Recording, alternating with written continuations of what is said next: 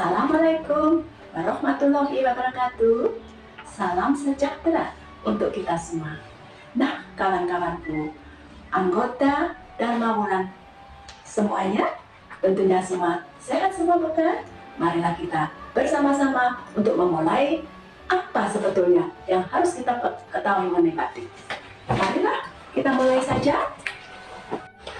Nah, kawan-kawanku, Dharma Wulan members, Ibu melihat ini batik namanya batik lereng kusumo, ya, parang kusumo. Parang, kalau kita mendengar sejarahnya, mengapa ini dibuat dengan nama parang kusumo? Karena kalau kita mendengar parang, kita banyak sekali parang-parang rusak, parang culiko, dan segala macam. Dan parang-parang itu sebetulnya mempunyai nilai yang sangat tinggi karena mempunyai nasihat. Isinya adalah nasihat. Dan parang kusumo ini adalah petunjuk terakhir yang dibuat oleh seorang ningrat di Surakarta, menunjukkan bahwa seseorang yang sudah bisa melaksanakan apa yang isi parang-parang tadi, parang itu maksudnya jangan, parang rusak, jangan membuat pergaulan itu menjadi rusak, jangan selalu membuat kata-kata yang kasar menyakiti orang lain, itu jangan. Jadi parang itu jangan. Juga termasuk parang culiko. Parang culiko itu juga jangan selalu mencurigai. Di dalam hati seseorang harus bersih. Jangan selalu curiga. Dan semuanya itu kalau sudah lulus dari parang rusak dan parang culiko, maka terjadilah parang kusumo. Parang kusumo ini adalah orang yang sudah dapat meninggalkan sesuatu yang jelek, meninggalkan suatu larangan-larangan di dalam suatu pergaulan, sehingga dapat menciptakan suatu kemajuan, suatu kebahagiaan, sesuatu yang cita-citanya akan dapat terlaksana kalau dia sudah mengerti makna dari parang kusumo ini, yaitu suatu nasihat, nasihat dan juga suatu harapan. Ya, parang kusumo ini, orang yang memakai ini mempunyai harapan bahwa saya ingin seperti cita-cita para leluhur kita yang menciptakan kampus ini menjadi orang yang berjiwa sosial, yang berhati bersih, berbudi luhur, ya, para kusumo. Ya, selanjutnya yang kali ini kawan-kawanku akan dibantu oleh anak saya, yaitu Pramesing Tias Retong Kanuki.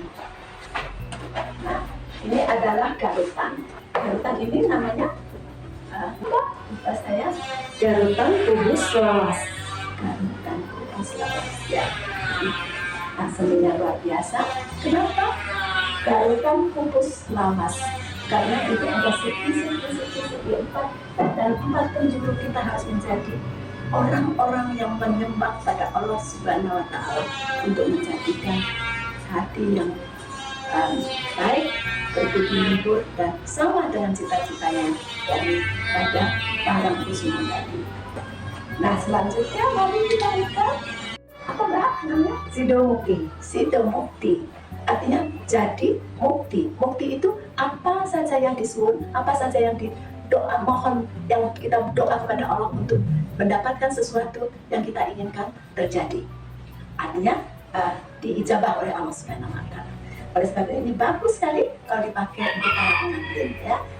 Bukan hanya pengantin saja, artinya mereka-mereka yang ingin didoakan, diberikan ijabah oleh Allah Subhanahu wa Ta'ala hal-hal yang sesuai dengan cita-citanya. Ya, sidomukti. Sidomukti ini ada tiga tingkatan. Kalau sudah, ini untuk yang muda-muda, untuk yang sudah umur lanjut, misalnya sudah umur 50 sampai 60 itu namanya sidon luhur, sidon mulyo. Artinya sudah makin hari, sudah kelihatan kemuliaannya, sudah apa yang dimohonkan pada Allah Subhanahu wa Ta'ala sudah kelihatan, sudah diijabah, dan sudah dapat dinikmati.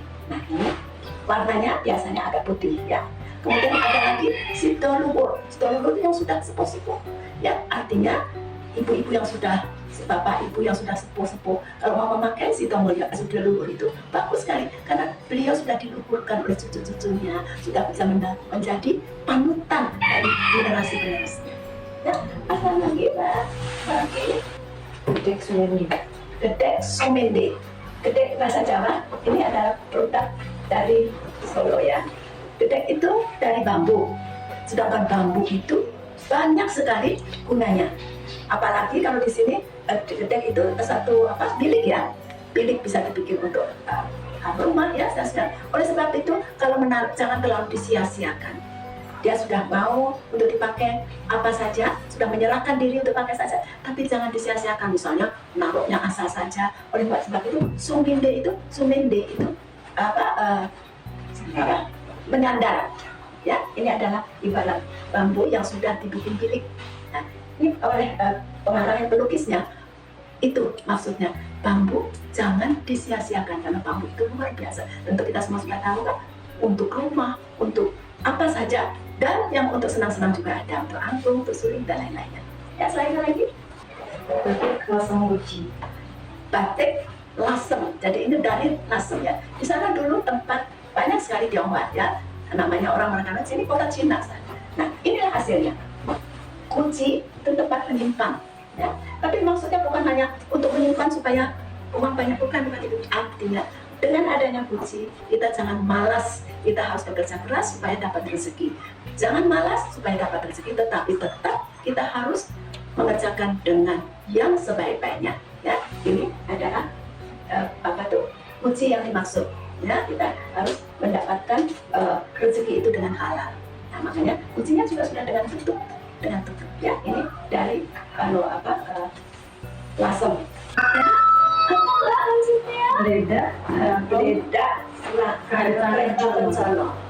Beleda itu putih, bukan putih yang lebih terang. Ya, beleda itu putih atau lebih terang.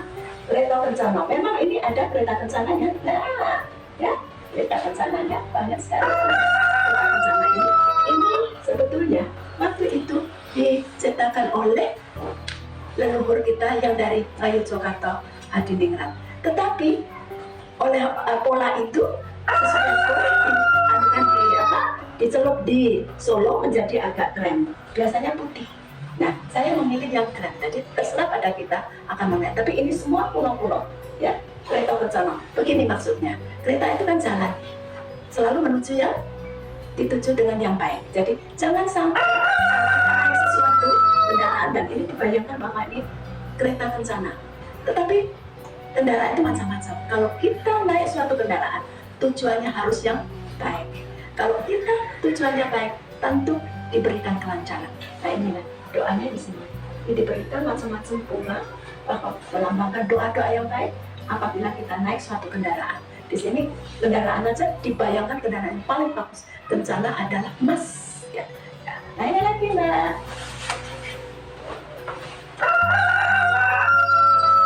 Sekar Ayu Anggrek Katelia. Nah, ini Sekar Ayu Anggrek Katelia, ya. Itu Katelia ini sebetulnya adalah hasil daripada lomba yang diselenggarakan oleh Putin Soeharto yang ingin bahwa batik klasik tetapi diberikan suatu variasi yaitu anggrek Katelia, kan sebetulnya Katelia ya. Nah, inilah hasilnya pemenangnya. Waktu itu diadakan yaitu di Bandung di sini, dan kebetulan anggrek ini batik ini dapat nomor 1. Alhamdulillah, karena sebelum diadakan lomba sudah saya bayar, dan sesudah kebetulan menang akan dijual ke orang lain, jadi memerlukan suatu komunikasi lagi yang agak, dan alhamdulillah tetap menjadi milik saya. Ya, saya. Berarti paringan Ibu Tin Soeharto. Nah, ini ada batik khusus saya diparingi itu diberi, dianugerahi, dihadiahin oleh Ibu Tin Soeharto karena beliau membuat suatu organisasi yang diberi nama Wanita Pembangunan Indonesia. Dan kebetulan saya ditugaskan untuk memimpin Wanita Pembangunan Indonesia itu di Jawa Barat, dan alhamdulillah menurut juri saya pantas untuk mendapatkan nomor 1 dan diserahkan piagam penghargaan saya oleh Menteri Kesra waktu itu. Dan saya dipanggil pada oleh Putin Soeharto dan diberikan hadiah ini pada tahun 78. Ini adalah dijelaskan oleh Putin, isinya sama dengan kain Sito Mukti, tetapi dibesarkan dan tidak dikotakkan. Kenapa tidak dikotak-kotakkan? Penjelasan dari Bu Tim bahwa semua yang ada di kotak itu sudah saya jalani dengan baik. Ini adalah gambaran apa yang ada di Sidomukti itu, kata penjelasan beliau sudah saya jalankan. Jadi ucapan terima kasih, dan batik ini dibuat khusus. Ya, jadi saya tidak tahu namanya apa karena pembangunan wanita pembangunan Indonesia. Masih ada? Masih ada? Aku masih banyak. Koleksinya cantik-cantik. Koleksi Bedak sekar KWDL. sekarang. Kantil. Nah, bunga kantil ternyata ada yang membuat juga. Nah, ini dari Ngayut Jakarta Hadiningrat. Putih ya. Ini di sana ada pujangga batik yang mendapat pesanan dari Amerika. Apa yang membuat orang bisa dekat pergaulannya, selalu ada cinta kasih antara mereka. Asito kantil ya. Kantil itu bunga kantil. Jadi selalu cumantil, selalu lengket dan selalu tergantung dia. Kuat sekali. Bunga kantil itu tidak mudah untuk rontok. Meskipun sampai kering, dia tidak akan rontok. Oleh itu, suatu ibaratnya bahwa kalau kita sudah merupakan suatu paguyuban yang ada di dalamnya suatu rasa cinta kasih, jangan terus dirusak oleh orang lain. Supaya awet ya, suatu persatuan yang selalu dilindungi oleh Allah Subhanahu wa Ta'ala dan selalu awet, dapat terus berjalan tanpa halangan suatu apa. Meskipun halangan itu ada, tapi mudah disirnakan. Ya, inilah bunga kantil dari Ngayut Jakarta Hadiningrat. Dan ini sebetulnya sudah lama sekali.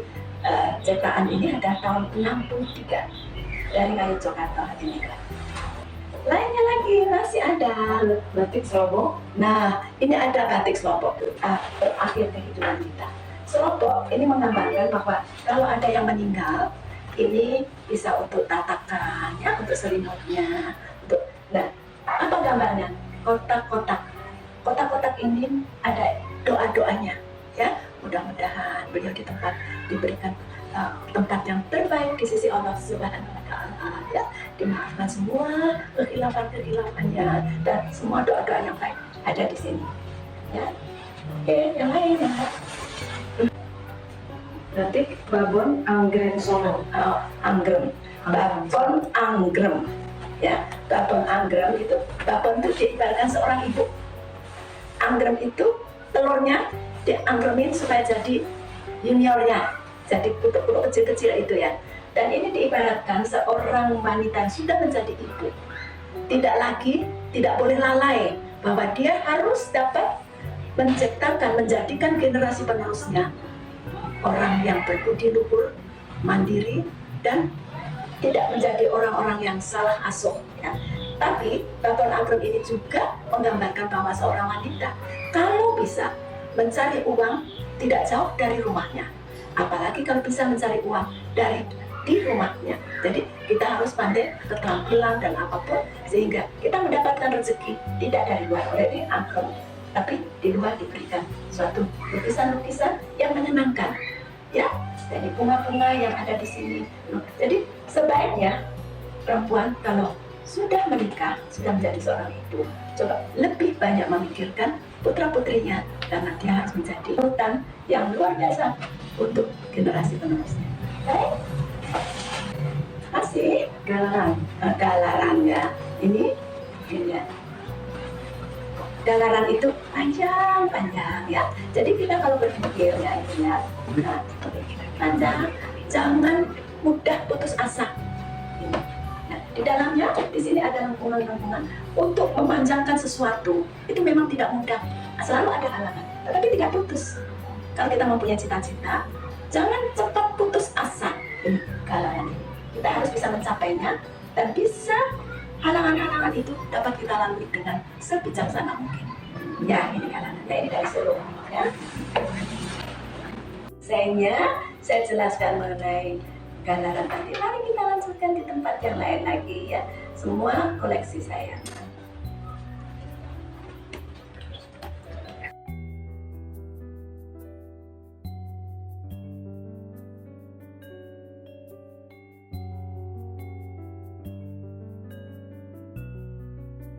Mari kita lanjutkan koleksi saya yang lain ya. Pertama kali, ini ke dan rilis dari Ponorogo. Ya, Ponorogo mempunyai batik ini khas batik-batik kuno Ponorogo. Mari kita lanjutkan lagi, yaitu dari Kasepuhan Cirebon. Ya. Nah, selanjutnya adalah batik dari Lasem. Tadi sudah ada kan? Nah, ini lainnya lagi ya. Kota Binokasi. Dan kemudian ini dari Sumedang, Mahkota Binokasi. Ya. Nah, ini kain dari Jepara, ya. Namanya Cemoro Ayu. Cemara. Nah, tapi Cemaranya Cemara Ayu ya. Kemudian ini dari Pekalongan, batik canting emas, canting jarum emas. Mereka membatiknya dengan canting yang halus sekali dan dibuat dari emas. Dan ini sudah berumur, saya belinya tahun 57, ya, udah kuno sekali. Nah, kita lanjutkan. Ini Narumi namanya, dari Banyumas. Nah, dan ini batik dari Madura, dari Sumeneb, diciptakan oleh Raja Cakraningrat. Baik, Bapak Ibu sekalian, demikianlah koleksi sebagian dari ibunda kami yang kami cintai, Ibu Hajah Istati Sudibyo, dalam melestarikan seni batik yang ada di Indonesia. Bagaimana, Mami? Kita sudah Selesai dulu ya. Tapi nanti kita lanjutkan lagi dalam pemeliharaannya dan lain-lainnya ya. Baik, terima kasih.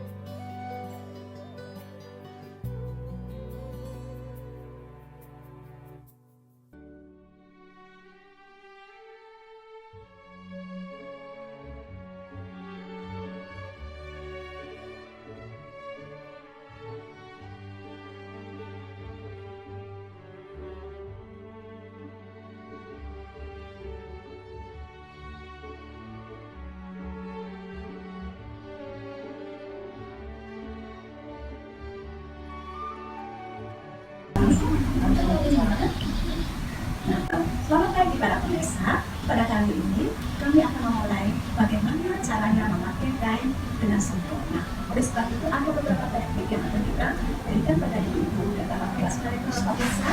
Oleh sebab itu kita mulai dengan yang akan membantu kami adalah Ibu Grace. Ya, silakan Ibu Grace buka dulu kainnya. Ya,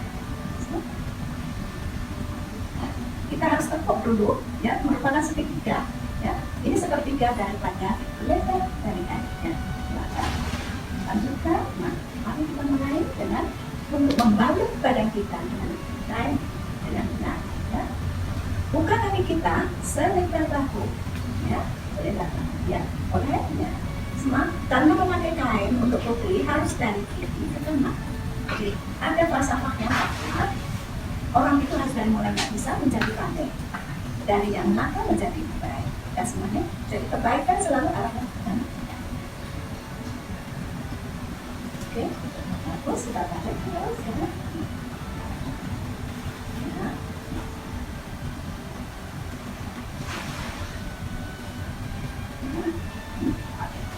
Nah, sampai dan tinggi harus menutup mata kaki. Mari kita lanjutkan ya, Chris.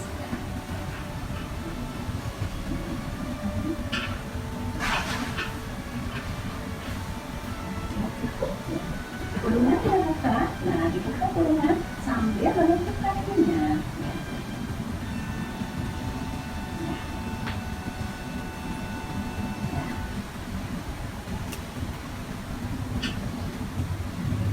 Bapak dan ibu sekalian, sudah diam, hanya sekejap saja sudah jadi dengan kaki. Maka sekarang akan mulai dengan untuk mengarahkan dia kita.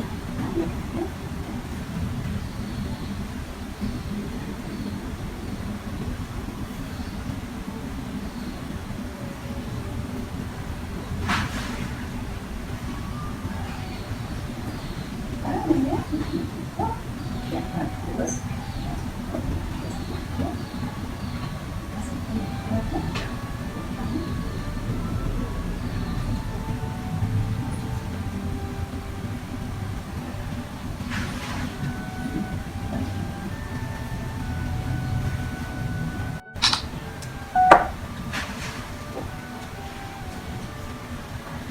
para pemirsa, ternyata kami masih memberikan kesempatan untuk melihat lagi bagaimana caranya memakai kain dengan baik. Ya, hari ini batiknya adalah batik dari Surakarta juga, dan motifnya adalah parang culiko.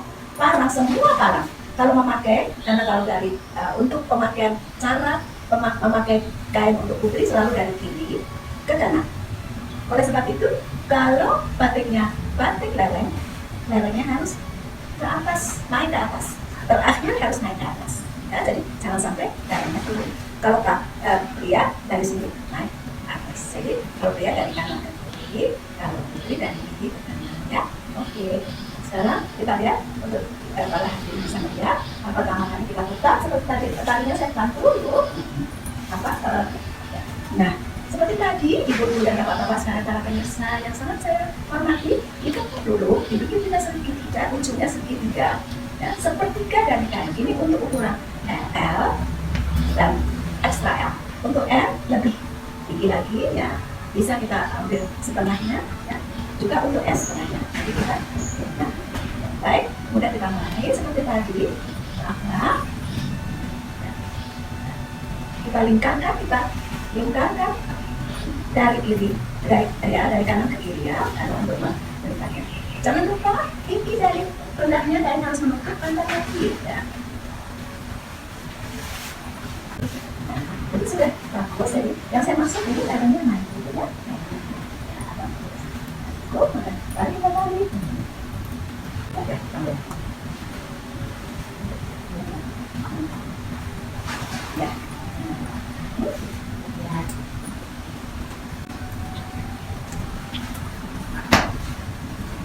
Jadi ikat untuk menutup dari ada di perut, untuk menutup sisa-sisa dari kain, untuk menutup sisa-sisa kain yang ada di atas itu boleh dengan ikat penutup perut yang agak lebar, ya, terbang itu, atau dengan yang kecil saja. Itu terserah pada yang akan mempergunakan batik itu, ya. Nah, ini adalah batik culiko dan ini adalah dari Surakarta, ya.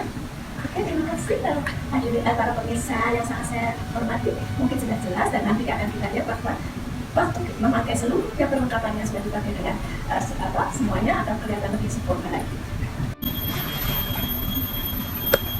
Nah, para pemirsa yang sangat saya hormati, coba kita lihat sudah lengkap hari ini kan, memakai kebaya kucing ibu dan bapak-bapak sekalian.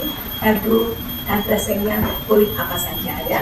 Kemudian kain ini adalah kain dari Pekalongan yang namanya niti, yaitu titian tunggal paksi. Maksudnya yaitu paksinya tadi bulu, dia terbang hingga di satu pohon, di ranting satu papan.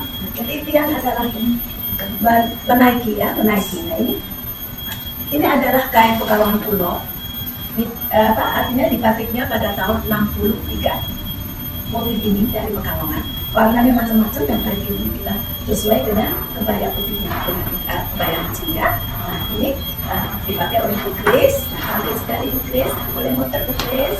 Nah, yang tadi kita pakai tadi sudah ditutup dengan kebaya, dilengkapi dengan kebaya, kelihatan manis sekali dengan kebaya kucing, di mana tata rias rambutnya boleh apa yang disukai, tidak perlu pakai sambut, ya. Terima kasih Bu Kris. Bentar kita susul dengan Bu Lili. Nah, ini Bu Andalini. Tadi yang kedua pakai ungu semua. Ini adalah khas desain dari kebaya Jawa asli, pakai kutu baru, ya, pakai kutu baru. Warnanya ungu, manis sekali, serasi dengan kainnya. Dan ibu-ibu, kutu baru memang tidak perlu pakai modal pakai tutup leher, bagus, sudah cukup. Nah, kemudian selendang ini ibu-ibu adalah tanda pemakaian selendang harus di sebelah kanan. Karena selendang adalah bertanda atau memberikan pesan menghormati yang hadir atau kita sebagai tamu, menghormati kepada tuan rumah dan rumah. Kemudian bagi yang menerima menerima tamu pun dapat memakai itu pada dalam pesta, memakai selendang juga karena dia menghormati tamu-tamunya. Ini, ya. Kemudian diselempangkan, kemudian disangga dengan tangan kirinya. Kemudian tangan kiri khusus kalau memakai tas, dipegang tangan kiri. Ya, bagus sekali. Ini memakai kainnya sudah saya jelaskan tadi, yaitu parang culiko, yaitu adalah hasil dari pembatik-pembatik dari Solo ya, Solo Hadiningrat atau Surakarta Hadiningrat. Ya, terima kasih Bu, ini bagus sekali, komplit dengan brosnya, dan kalau dengan bros juga cantik banget semuanya. Bu Grace, terima kasih Putar ya. Nah, bagus ya. Nah, terima kasih para pemirsa. Inilah yang kami sajikan bagaimana cara memakai kain dengan praktis dan gampang.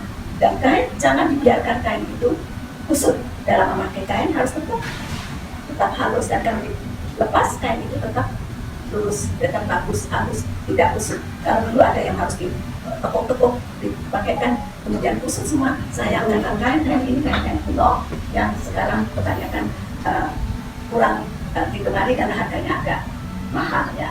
Silakan Pak. Ayo, Grace, yang ini silakan. Ayo, terima kasih atas perhatiannya. Oh iya, tadi ada yang kelupaan. Kalau duduk juga ada caranya kalau memakai biru, kain perbiruan itu. Kalau ingin menghadap serong ke kanan, ya, artinya ke kanan, maka kaki kiri harus ke depan. Nah, coba Ibu Grace dulu, sambil memegang biru. Tidak boleh biru diangkat, cuma dipegang aja. Pegang Ibu Grace ya, terus duduk sekarang ya. Nah, sudah rapi, kaki kiri di depan ya. Ya, jadi birunya tetap akan manis. Ya. Tapi kalau ditarik ke atas, maka dia akan di bawah akan kelihatan ke atas. Kain yang di bawah akan ke atas. Sekarang yang kita menghadap ke kiri.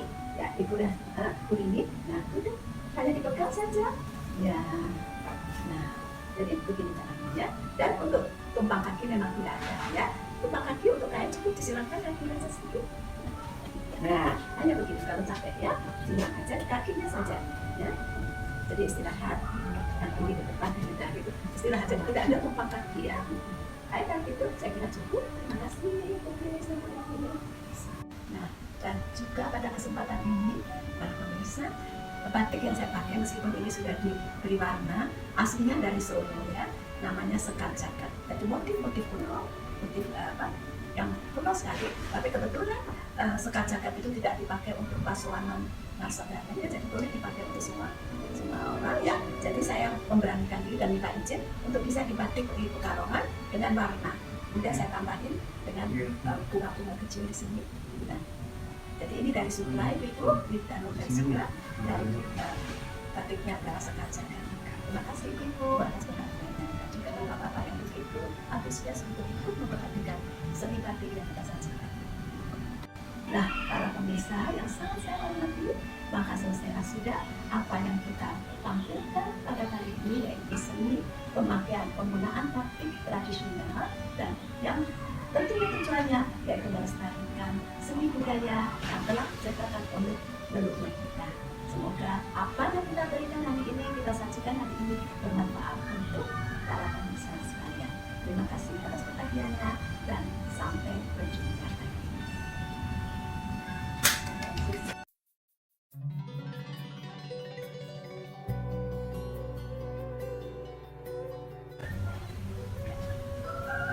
Nah, para pemirsa, sekarang kita akan meningkat lagi untuk cara pengertian untuk para pria, ya. Tentunya kita ingin tahu juga bagaimana untuk beberapa daerah yang kira-kira memang memakai balutan dadanya dengan kain batik. Nah, sekarang kita akan memakai busana yang dari Jawa Barat. Mari Mas, ambil ini Mas apa ini? Mas Andre. Nah,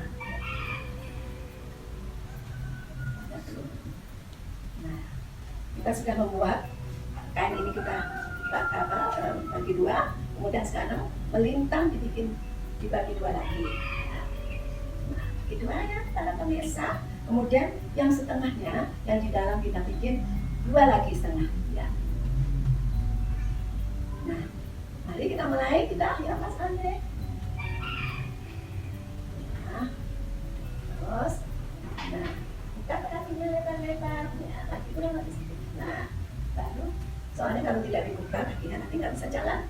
Nah, ya 1, 2, 3, langsung diturunkan. Ya, ya, talinya masalah. Oh, panjang apa? Pakai lehernya Mas. Ya. Kemudian kita lanjutkan perlengkapannya yaitu jasnya. Ya.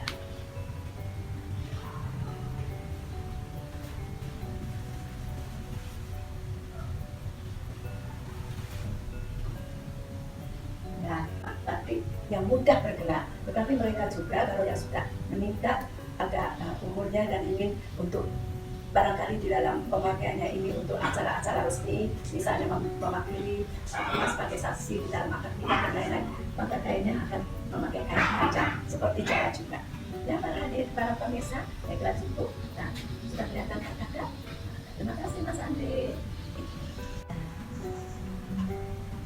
Nah, sekarang kita akan lanjutkan lagi berbusana pria dari Madura. Ya, kayaknya juga kain khas Madura ini. Ya. Oke.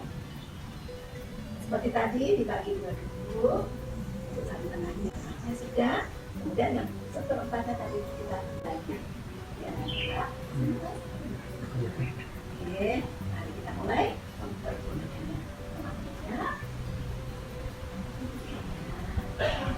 Terus sampai sama lagi. Nah, satu.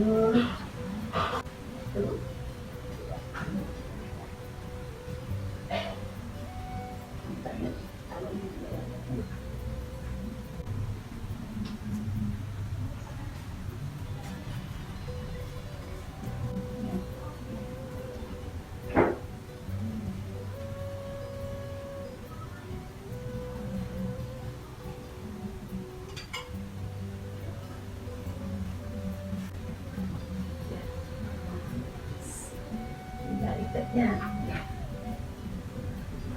nah, ikat dan kainnya selalu sama ya. Nah, ini dia pemuda dari Madura. Oke,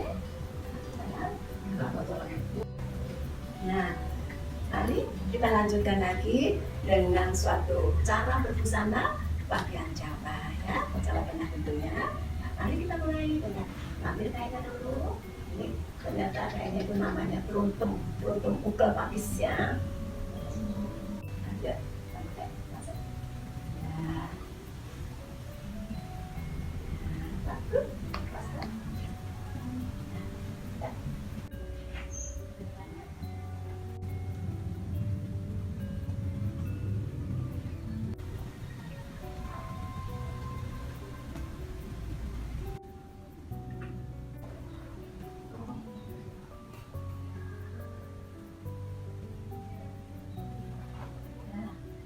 Kencing deh ya.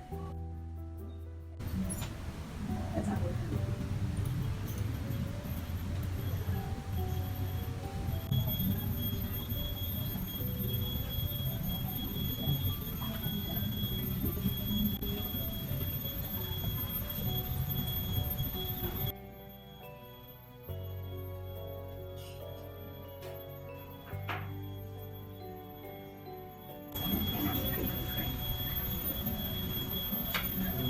Masukin terus ya. Selesai ya, dan sudah rapi cukup. Jadi tidak usah diganti, tapi kalau mau diganti boleh, tapi tidak pun sudah bagus ya. Saya kira. Nah, para pemirsa, sekarang saya ingin menunjukkan bagaimana indahnya pakaian-pakaian yang untuk pria yang sudah lengkap seluruhnya dengan perhiasan. Mari Mas Andri.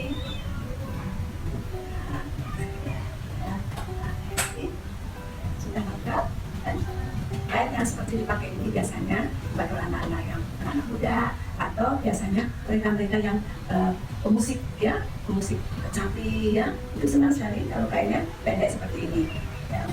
Nah, kita lanjutkan yaitu dengan Mas Evan. Mas Evan memakai baju dari Madura. Nah, dan di sini, nah ini dari Madura ya. Ini luar biasa dengan kaosnya yang merah putih itu menunjukkan kegagahan daripada anak-anak muda, anak-anak pria di sana, karena di sana memang orang-orangnya banyak seperti suatu pekerjaan-pekerjaan yang berat ya, olahraga berat juga samping yaitu lalapan sapi ya. Nah itu juga oleh sebab itu menggambarkan bahwa pria-pria di sana berbusana yang suka kelihatan sportif gitu ya. Oke, nah dengan selesainya ini, mari kita susul lagi ya. Nah sekarang dari Jawa, Jawa ini Jawa Tengah. Nah di sini ini kainnya kain kebetulan dari Surakarta juga, yaitu teruntung ukel pakis ya. Ini biasanya kalau matu ya, kalau kita baru mempunyai menikahkan putra putrinya, orang tua boleh memakai ukel pakis ini, atau kalau misalnya kita kerja apapun, karena teruntung ukel pakis itu membayangkan mendoakan kepada anak-anak kita atau cucu kita yang baru kita pestakan itu mendapatkan berkah ya, rezeki yang banyak kita begitu. Teruntung apa itu artinya ukel pakis itu pakis itu ada produksi kecil ya, banyak kita berhitung dong. Demikian juga artinya teruntungnya ya. Oke, sekarang kita perlihatkan dari belakang tulis ya. Nah, pakai tulisan yang sama itu, tulisan caranya begini. Oleh sebab itu tadi memakai sakitnya dari atas ke bawah supaya ada selanya. Kita menunjukkan tulisan ya.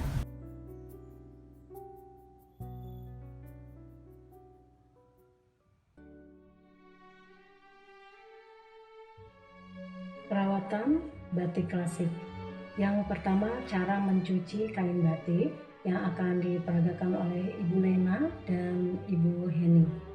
Kita menggunakan buah lerak, dan dalam hal ini kita menggunakan buah lerak cair.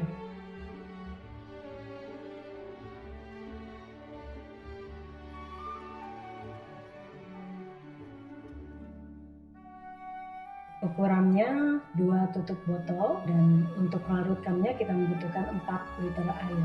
Disesuaikan dengan kotornya kain batik tersebut. Kemudian kita rendam selama 15 menit dan kita bilas sebanyak 2 kali.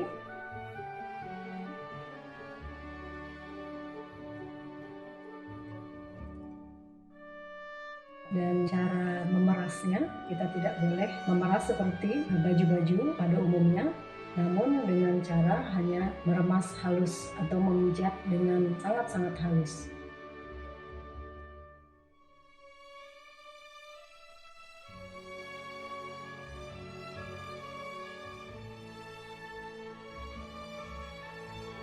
Kemudian bilasan yang kedua.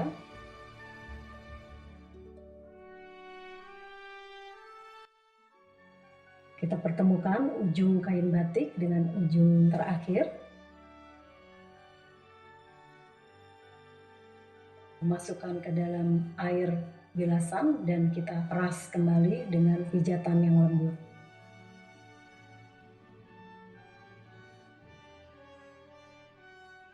Kemudian kita jemur di tempat yang teduh, dan saat menjemur harus dalam keadaan dibalik.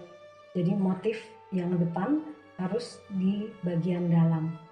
Tetap diperhatikan dalam menjemur, kita tidak boleh memeras, namun meratakan. Saat ini airnya kita tekan-tekan agar terbuang ke bawah.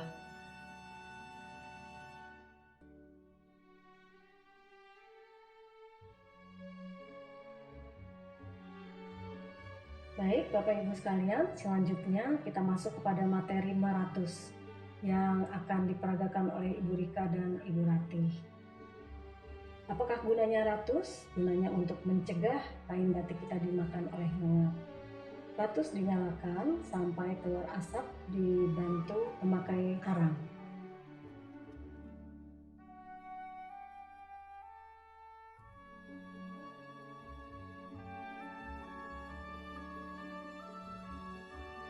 Kemudian kain batik yang pertama dilebarkan di rak kecil yang terbuat dari besi aluminium.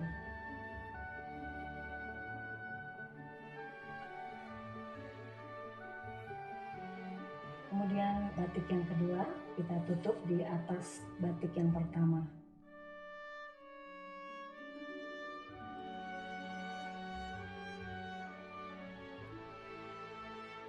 Kemudian kita ambil kain batik yang ketiga yang tadi telah kita cuci.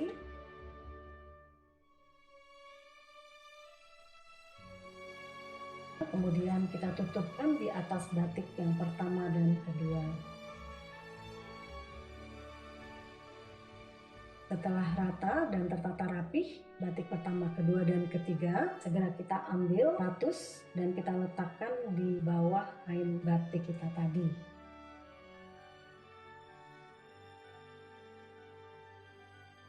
Step yang terakhir, Bapak Ibu sekalian, kita ambil selimut dan kita tutupkan di kain batik kita tadi. Tentunya uap dari ratus tersebut harus meresap masuk ke helaian demi helaian kain batik kita.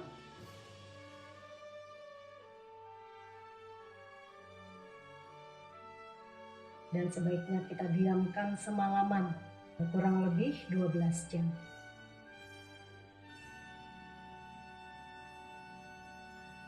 Selanjutnya, kita berlanjut pada tahapan mewiron kain batik yang akan dibantu oleh atau diperagakan oleh Ibu Wati dan Ibu Istati. Baik, kita persiapkan batik yang akan kita wiron. Kali ini kita akan belajar cara mewiron kain batik untuk putra.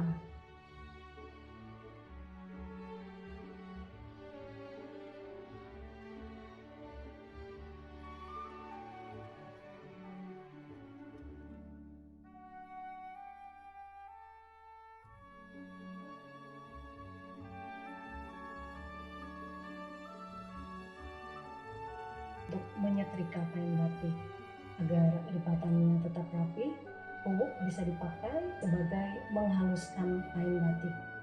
Kubuk yang digunakan harus kubuk yang permukaannya halus dan licin. Banyaknya lipatan maksimal terdiri dari 7 lipatan. Arti dari 7 lipatan itu adalah pito, yang berarti pertolongan.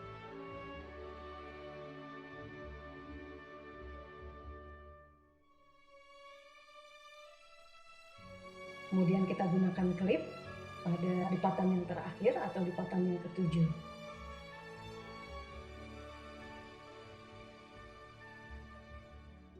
Kemudian kita lipat menggunakan kubuk, juga bisa untuk merapikannya tiap-tiap lipatannya.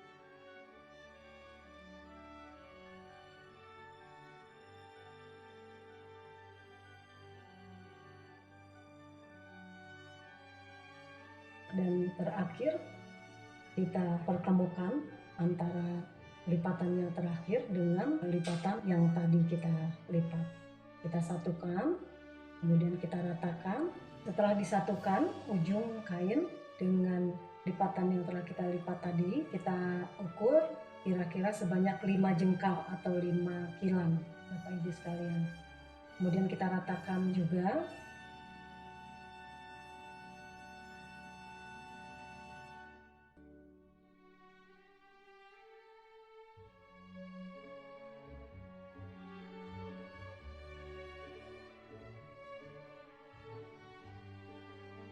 Setelah akhir, kita lipat dan kita bentuk seperti amplop.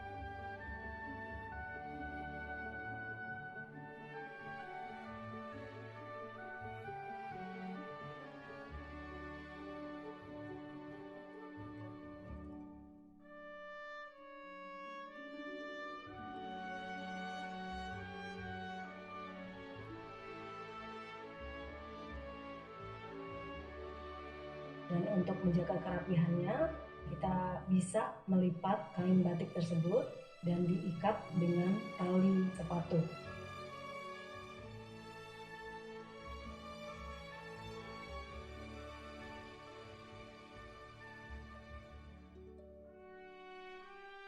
Baik, mari kita masuk kepada materi cara mewiru kain batik untuk putri. Tiap-tiap lipatannya adalah 2 sampai 2,5 cm. Gerakan ini adalah untuk merapatkan tiap-tiap lipatan daripada kain batik tersebut. Saat mewiru kain batik untuk putri diperagakan oleh Ibu Istati dan dibantu oleh Ibu Ratih beserta Ibu Wati. Kita tekan-tekan agar tetap rapih tiap-tiap lipatan tadi.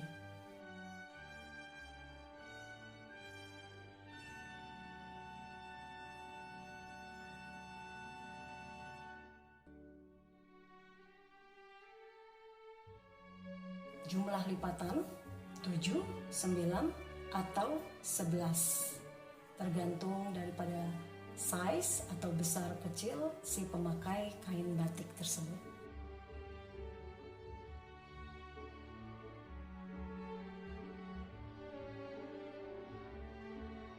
Nah, diulangi lagi oleh Ibu Wati untuk merekatkan dari wiru kain batik tersebut. Dan Ibu Rika juga hadir untuk membantu melipat kain batik. Baik, setelah kita rekatkan wiru yang telah tadi kita lipat, selanjutnya adalah kita lebarkan di area yang rata. Kita rekatkan juga klip agar wiru yang kita telah lipat tadi tersusun rapih. Ya, dan kita juga dibantu oleh Ibu Rika. Baik, kita siap-siap untuk menggulung atau melipat, dibantu dengan kuwuk itu tadi sebagai pengganti setrika. Kita lipat kembali dan diratakan oleh kuwuk.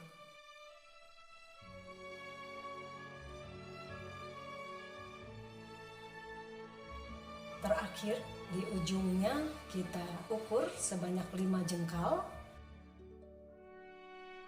Kemudian kita pertemukan dengan kain yang telah kita lipat tadi. Kemudian kita tutup dengan menggulung atau melipat kembali kain tersebut. Tentu saja dengan dibantu kuwuk agar tetap rapih lipatan demi lipatannya.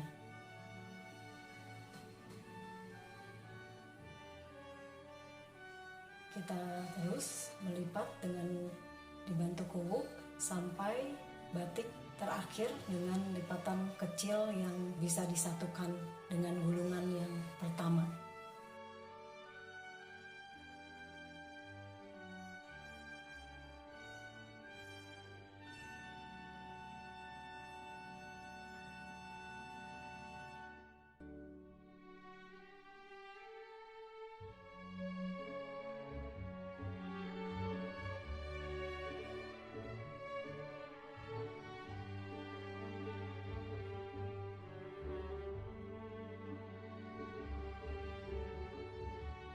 Yang terakhir, agar kain batik yang sudah kita wiru tadi dalam keadaan rapih, kita juga dapat menggunakan tali untuk merapihkannya.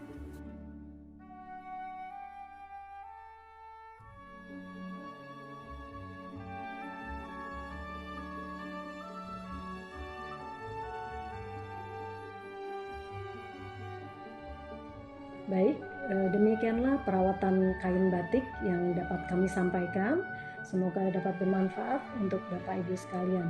Semoga kain batik yang begitu indah di bumi Indonesia kita tercinta dapat senantiasa lestari. Terima kasih.